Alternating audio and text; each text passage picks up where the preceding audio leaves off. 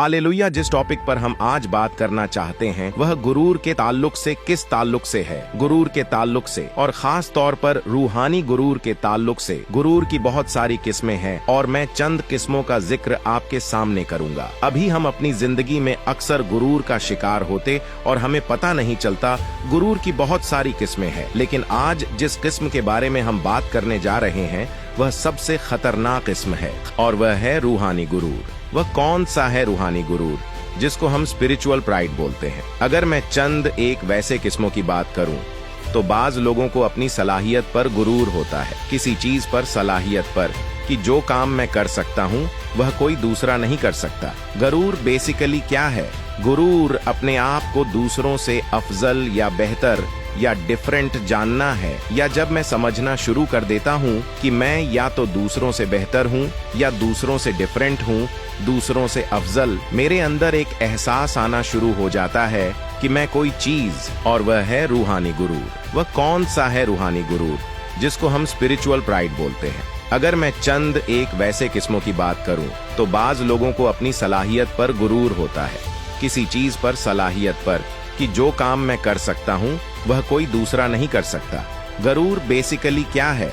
गुरूर अपने आप को दूसरों से अफजल या बेहतर या डिफरेंट जानना है, या जब मैं समझना शुरू कर देता हूँ कि मैं या तो दूसरों से बेहतर हूँ या दूसरों से डिफरेंट हूँ, मेरे अंदर एक एहसास आना शुरू हो जाता है। गुरूर की कई किस्में होती हैं, लेकिन आज हम रूहानी गुरूर या स्पिरिचुअल प्राइड के बारे में चर्चा करेंगे। रूहानी गुरूर, स्पिरिचुअल प्राइड। रूहानी गुरूर वह अवस्था है जिसमें व्यक्ति अपने आध्यात्मिक अभ्यासों, ज्ञान या उपलब्धियों को लेकर गर्व करता है और खुद को दूसरों से बेहतर मानता है। यह सबसे खतरनाक प्रकार का गुरूर है, क्योंकि यह व्यक्ति के आध्यात्मिक विकास को रोक सकता है और उसे अहंकार में फंसा सकता है। गुरूर की अन्य किस्में: सामान्य क्षमता का गुरूर, किसी विशेष कौशल या प्रतिभा पर गर्व करना, जैसे कि यह मानना कि मैं यह काम सबसे बेहतर कर सकता हूँ, कोई और नहीं। धन संपत्ति का गुरूर, अपनी संपत्ति, धन या सामाजिक स्थिति पर गर्व करना। शारीरिक सौंदर्य का गुरूर, अपनी शारीरिक सुंदरता या आकर्षण पर गर्व करना। गुरूर का प्रभाव।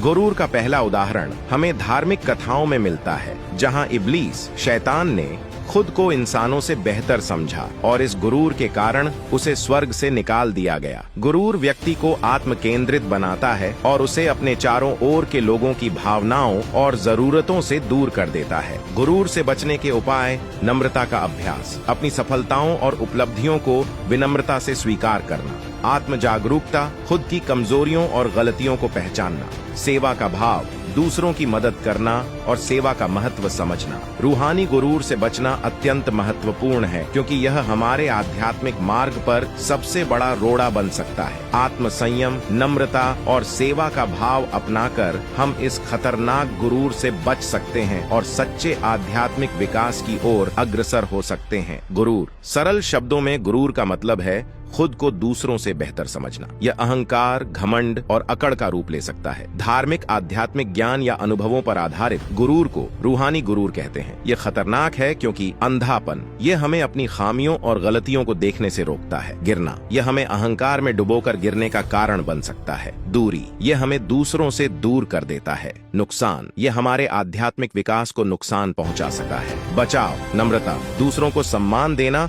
और खुद को छोटा समझना। शुक्रगुजारी, जो कुछ भी हमारे पास है उसके लिए आभारी रहना। क्षमा, दूसरों की गलतियों को माफ करना। सेवा, दूसरों की मदद करना। सीखना, हमेशा नई चीजें सीखने के लिए तैयार रहना। याद रखें, नम्रता ही आध्यात्मिक तरक्की की कुंजी है। God bless you to.